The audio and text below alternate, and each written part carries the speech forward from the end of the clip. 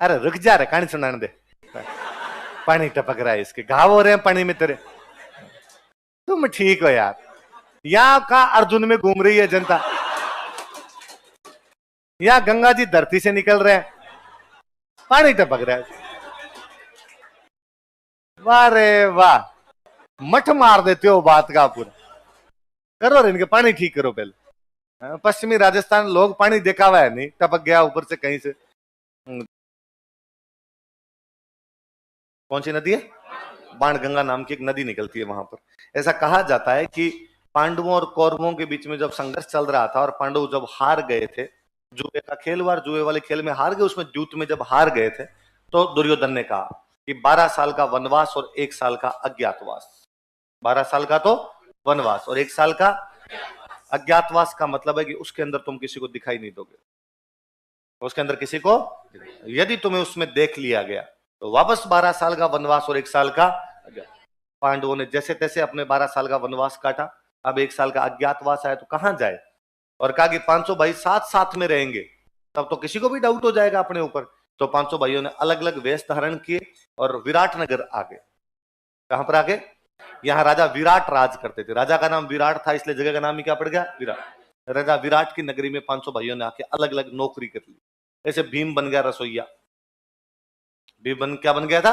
रसोईया। भीम को पता था कि भूख ज्यादा लगती, और कोई काम करेंगे क्या पता मालिक पूरी रोटियां देगा कि नहीं देगा, इससे अच्छा रसोइये बन जाते हैं, बस बनाते रहो, साथ साथ में रसोई में कौन देख रहा है। ऐसे अर्जुन जो था, अर्जुन बना करण जौहर, है ना, ब्रहनल्ला, ना महिला ना पुरुष, है ना, और घुंघरू घुंघरू बांध के वैसे रहता था, लिपस्टिक लगा के अर्जुन एकदम। और राजा विराट की राजकुमारी थी, राजकुमारी उत्तरा, क्या नाम था? कहानी सुनी हुई है, नरेंद्र सर ने बता दी। राजकुमारी उत्तरा को डांस सिखाने का, राजकुमारियों को डांस सिखाने का काम करने लगा। ऐसे युधिष्ठिर थे तो युधिष्ठिर राजा के दरबार में छोटा मोटा कोई काम करने लगे। ऐसे सब लोगों ने अलग अलग अपने काम बांट लिए। उधर से ये ढूंढते हुए घूमे, कौरव ढूंढे कि भाई ढूंढ लो, आवाज सही कर, इसकी आवाज सही नहीं, कि ढूंढ लो, और यदि इनका पता चल गया तो एक बार फिर इनको 12 साल का वनवास और 1 साल का क्या हो जाएगा? अज्ञातवास हो जाएगा।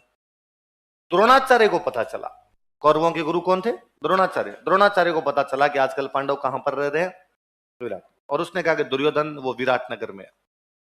दुर्योधन ने राजा विराट से बात की कि राजा विराट, हमारे 5 बंदे तुम्हारे इधर घूम रहे हैं, पकड़ के हमें सौंपे जाए, पांडव यहाँ घूम रहे हैं। अब राजा विराट को तो खुद को ही नहीं पता कि वो 500 अलग अलग टाइम में आए थे, तो कैसे पहचाना जाए ये वो 5 है? नहीं यार, हमारे यहाँ पे तो कोई बंदे नहीं। दुर्योधन ने द्रोणाचार्य का, गुरु द्रोण आपकी सूचनाएं झूठी है, और वहां पर इस प्रकार के कोई बंदे नहीं है। द्रोणाचार्य ने कहा कि नहीं, मेरी आई भी इतना धोखा नहीं खा सकती, इंटेलिजेंस कह रही है कि वहां पर बंदे हैं तो वहां पे बंदे हैं, और भेष बदल के रह रहे हैं, तो कैसे निकाला जाए उनको बाहर, अपने क्या पता चले यही आदमी है। तो द्रोणाचार्य ने कहा एक काम करो, तुम तो विराट नगर पर आक्रमण करके उनकी गायें छीन लो। क्या छीन लो? और सच्चा क्षत्रिय कभी भी गायों की लूटपाट को बर्दाश्त नहीं कर पाएगा, बाहर निकलेंगे। तो कहा ठीक।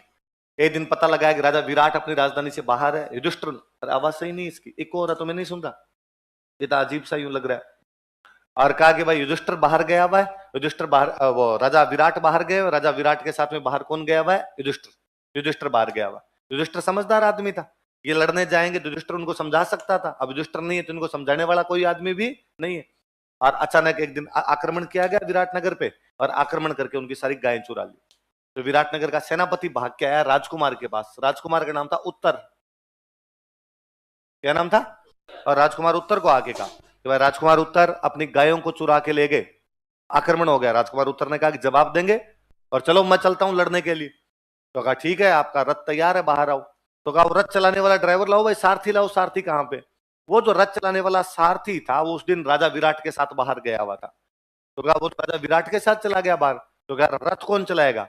द्रौपदी वहां खड़ी खड़ी सुन रही थी। द्रौपदी वहां नौकरानी के रूप में काम करती थी, और द्रौपदी ने कहा कि मैं एक अच्छा सारथी बता सकती हूँ यदि तुम ले जाना चाहो तो। हाँ बताओ कौन है? उसने कहा वो जो तुम्हारी दीदी को डांस सिखाता ना, ब्रहन अल्लाह। वो जेंडर तय नहीं हो पा रहा है, वो रथ चलाता है। अरे मैंने सुना था एक दिन, और वो कह रहा था कि मैं पहले किसी राजा का रथ चलाने का काम करता था, ये प्रोफेशन चेंज किया उसने अब तो।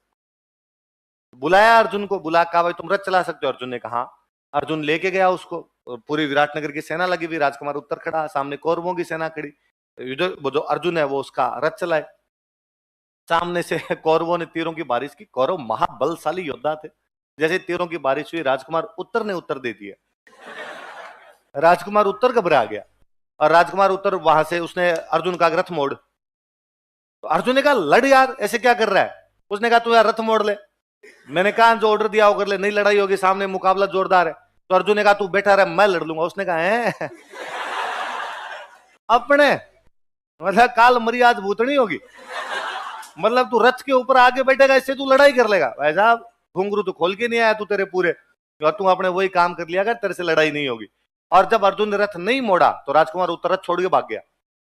वो भागा तो अर्जुन उसके पीछे पीछे भागता, उसको पकड़ता है। अर्जुन ने कहा, मूर्ख, मैं अर्जुन हूं और ये सब ढोंग है, और तू तो बैठ जा, केवल वहां पे तू बैठा रहेगा तो मैं लड़ाई कर लूंगा। तो राजकुमार उत्तर ने कहा, भाई लगना ये चाहिए तू तीर चला रहा है, तू झूठे यूं करते रहना कि मैं मारता रहूंगा उनको, तो तुम्हारे हथियार कहाँ है? तो कहते हैं, अर्जुन जब घुस रहा था विराटनगर के अंदर, तो अर्जुन के तीर कमान का नाम क्या था? गांडीव। उसका जो धनुष था, तो उसने अपना जो गांडीव धनुष था वो बाहर एक पेड़ पे टांग दिया था। एक बरगद का पेड़ था, उसके ऊपर टांग दिया था। और उसने उस दिन कहा था कि हे धनुष देवता, मैं तुझे 12 महीनों के लिए आज यहाँ पे टांग के जा रहा हूँ। सर्दी गर्मी बरसात, पता नहीं किन किन ऋतुओं का तुम्हें सामना करना पड़ेगा। यहाँ तुम बाहर पड़े रहोगे, धूल जमेगी तुम पे, बरसात की बूंदी आकर गिरेगी, तुम अपवित्र हो जाओगे। इसलिए जब भी मैं तुम्हें वापस चलाऊंगा तब गंगा नदी में धो के चलाऊंगा, इसलिए तुम अपवित्र भी हो जाओगे तो मैं तुम्हें वापस क्या कर लूंगा? पवित्र। अब अर्जुन उस बरगद के ऊपर से अपना गांडी उतारने की कोशिश करे, ऊपर हाथ लगा के उतारना चाहे, कहते बरगद का पेड़ ऊंचा हो जाए, वो गांडी उसके हाथ नहीं है, वो जाए और ऊपर हो तो वो थोड़ा और ऊपर हो जाए। तो अर्जुन को लगा कि यार ये समस्या तो गंभीर भी। तो अर्जुन को याद आया कि मैं यहाँ कह के गया था कि मैं तब तक नहीं चलाऊंगा जब तक आप गंगा नदी में धो नहीं लूंगा। और बाण देवता, धनुष देवता मुझे कहना चाहते हैं कि गंगा कहाँ? अब तू यहाँ चलाने के लिए मुझे लेके जा रहा है, चलाएगा कैसे? अपवित्र हाथों से इसको किस प्रकार चलाएगा तू? और अर्जुन ने वापस एक बार हाथ जोड़े कि हे धनुष देवता, आप मेरे हाथों में आइए, मैं वास्तव में आपको पवित्र करके चलाऊंगा।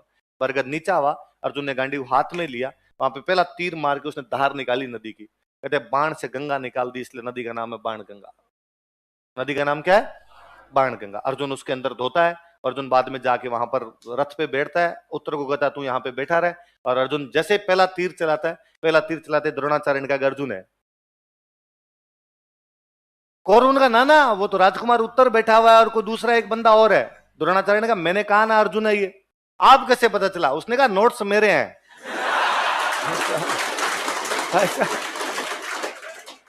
तीर मैंने चलाने सिखाए, और ये जो पहला तीर आया है मैं जानता हूं कैसे चलाया जाता है इसको। और कहा अर्जुन ने पहला तीर मेरे चरणों में मारा है, मेरे कदमों में मारा है। इसका मतलब अर्जुन चाह रहा है, हे गुरु द्रोण अपना आशीर्वाद प्रदान कीजिए, मैं अपना युद्ध शुरू करने जा रहा हूं। और अब देखना अगला तीर भीष्म पितामह के चरणों में। अब भीष्म ने कहा आ गया।